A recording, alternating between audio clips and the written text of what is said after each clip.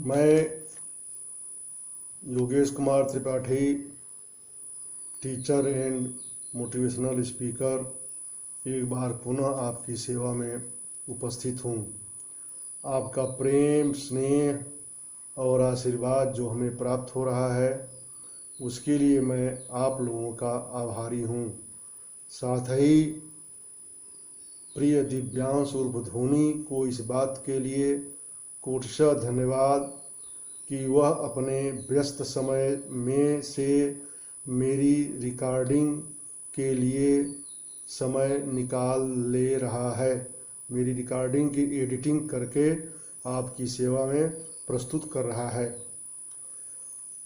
यद्यपि बंधुओं, मेरी यह रिकॉर्डिंग जो आप देख रहे हैं कुछ धुंधली प्रतीत हो रही है, उसके बाद भी अनेक तकनीकी खामियों के बाद भी आपका जो प्रेम और जो स्नेह हमें मिल रहा है, उसके लिए मैं आपको हृदय से आभार प्रकट कर रहा हूँ। ऐसे इसी बीच जो नए लोग जुड़े हुए हैं, देख रहे हैं, वे कृपया इस चैनल को सब्सक्राइब कर दें, बेल आइकन बटन दबा दें, लाइक कर दें, जिससे वे नई जो भी पोस्ट होती है उससे अवगत होते रहें। बंधुओं, किसी चीज़ के बारे में जानना, जैसे किसी चीज़ के बारे में जानकारी प्राप्त करना एक अलग बात है, परंतु व्यवहारिक अनुभव के बिना जब तक जो चीज़ हम जानते हैं उसका व्यवहारिक अनुभव हमें नहीं हो जाता, तो एक अधूरापन सा महसूस होता है। जैसे लगता है कुछ अधूरापन महसूस होता है। केवल जानकारी प्राप्त हो जाए और उसका व्यवहारिक अनुभव न हमें हो तो कुछ अधूरा सा लगता है। अनुभव उस अधूरेपन को पूर्णता प्रदान करता है। जब किसी जानकारी का हम अनुभव ले लेते हैं तो उस अधूरेपन को पूर्णता प्रदान करने का कार्य अनुभव के द्वारा होता है। जैसे यदि हम किसी नदी का सुंदर चित्र देखते हैं तो हमें बड़ा मनमोहक लगता है, परंतु जो आनंद उसके मतलब उस नदी के निर्मल जल के स्पर्श से प्राप्त होगा वह अवर्णनीय होगा, उसका वर्णन नहीं किया जा सकता। जो दृश्य हम किसी फोटो में संगम का देखते हैं, जब संगम तट पर प्रयागराज में जा करके संगम तट पर एक पैर गंगा में एक पैर यमुना में रख करके खड़े हों तो यमुना के जल की गर्माहट और गंगा के जल की शीतलता हमें जो आनंद प्रदान करेगी, वह आनंद हमें उस फोटो से उस तस्वीर को देखने से नहीं मिलेगा। तो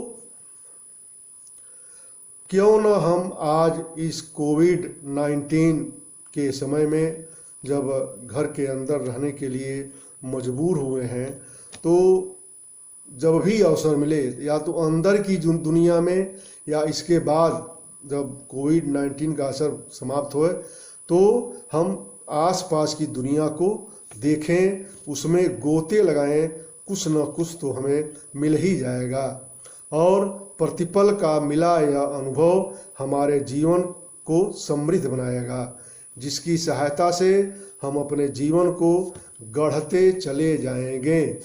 कभी भी कोई भी चुनौती स्वीकार कर लें, कभी बिना रिजर्वेशन कराए, बिना किसी रिजर्वेशन के आप ट्रेन के जनरल डिब्बे में 24 घंटे की यात्रा कर लें। यद्यपि इस समय तो वह संभव नहीं है, कोविड-19 सभी सेवाएं बंद हैं। जब भी अवसर मिले आपको, अगर आप ऐसा करते हैं तो एक जीवन में आपको एक नया अनुभव मिलेगा, एक नए भारत से आप अवगत होंगे। एक ऐसा भारत जहां आज भी जीवन पथ पर आगे बढ़ने के लिए लोग पलायन करने के लिए अभिशप्त हैं। स्वतंत्रता के इतने वर्षों के बाद भी हमारे विकास की समानता की अवधारणा को चरितार्थ कर सकने में अभी सफल नहीं हुए हैं। कोविड-19 की भयावहता के मध्य हिंदी पट्टी का में विशेष रूप से ये पूर्वी उत्तर प्रदेश और बिहार के लोगों का पलायन देख करके आत्मा बिलखने लग रही है। अपने खून पसीने से भव्य अट्टालिका का निर्माण करके विभिन्न शहरों के उद्योगों को अपने परिश्रम से विकसित करने वाली यह मेधा आज असहाय और मूक हो अपने ठगे जाने के बोध से हतप्रभ हो गई सी प्रतीत हो रही है। जाति, धर्म, क्षेत्र के आधार पर विभाजित करके हम अपने सत्ता को निष्कंटक बनाने वाला नेतृत्व वर्ग इस संकट काल में भी अपनी कुटिलता के पासे चलाने में स्वभावतः अपने आप को रोक नहीं पा रहा है। दुखद तो यह है कि इस विपत्ति काल में भी हम एक भारतीय के रूप में अपनी पहचान बनाने में शायद सफल नहीं हो पाए हैं। हमारी पहचान बिहारी, उत्तर प्रदेश, असमिया या विभिन्न राज्यों के नागरिकों के रूप में हो रही है।